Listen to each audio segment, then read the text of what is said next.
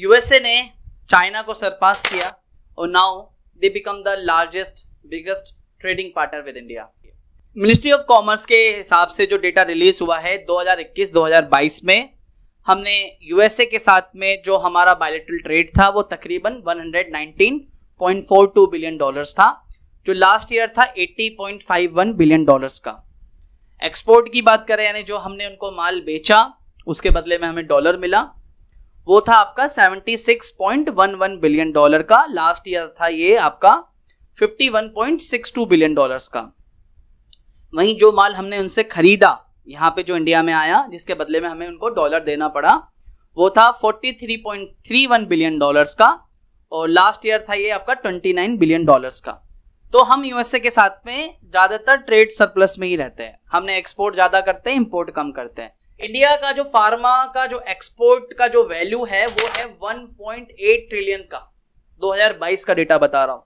2013-2014 में ये इसका आधा था, तकरीबन 90 करोड़ की बात क्या आपसे बताऊं तो 93,000 करोड़ के आसपास था और आज ये 1,80,000 करोड़ के आसपास का वैल्यू है, तो लगभग डबल हुआ है फार्मा का जो एक्सपोर्ट है।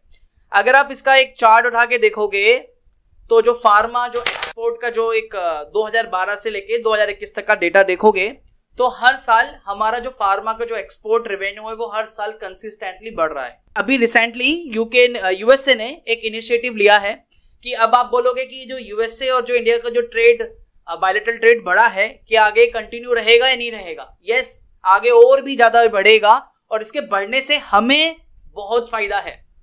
कैसे फायदा है अभी आपको पहले समझना होगा कि अभी यूएसए ने कुछ मेंबर्स के साथ में मिलके तकरीबन जो आप देखोगे 14 मेंबर है, 14 कंट्रियां हैं, 14 कंट्रीज हैं जिनके साथ में मिलके इंडो पैसिफिक इकोनॉमिक फ्रेमवर्क एक इनिशिएटिव तैयार करा है जिसमें 14 देश है, जिसमें चाइना नहीं है।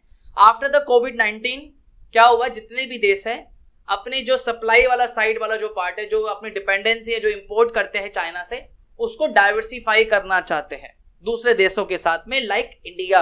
अगर मैं बात करूं यूएसए हमसे सबसे ज्यादा इंपोर्ट करता क्या है और इस इनिशिएशन का जो बेसिकली इनिशिएटिव लिया गया है इससे जो ट्रेड्स बढ़ेंगे और बायलैटरल ट्रेड्स बढ़ेंगे तो किस सेक्टर को, किस इंडस्ट्रीज को फायदा होगा और हमको कैसे फायदा होगा। तो आप समझिए कि इंडिया सबसे यूएसए को सबसे ज्यादा एक्सपोर्ट करता क्या है, तो सबसे पहले नंबर पे आता है आपका, ये कुछ लास्ट ईयर का डेटा है, 9,925 मिलियन यूएसडी डॉलर का जो वैल्यू है वो करते हैं हम प्रीशियस स्टोन्स को।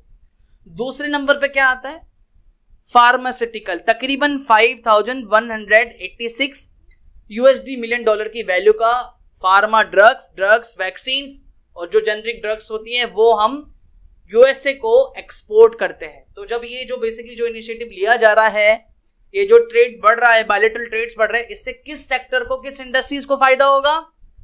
ऑब्वियसली प्रीशियस स्टोन्स जो बनाते हैं उनको तो फायदा होगा, लेकिन दूसरे नंबर पे कौन सा सेक्टर है, फार्मास्यूटिकल। अगर फार्मास्यूटिकल को फायदा है तो इसका फायदा किसको मिलेगा, फार्मास्यूटिकल कंपनीज को। कौन सी कंपनी को, जो डोमेस्टिक कंपनी है। डोमेस्टिक कौन सी कंपनी है, जो डोमेस्टिक ड्रग्स बना रही है, जो एक्सपोर्ट कर रही है।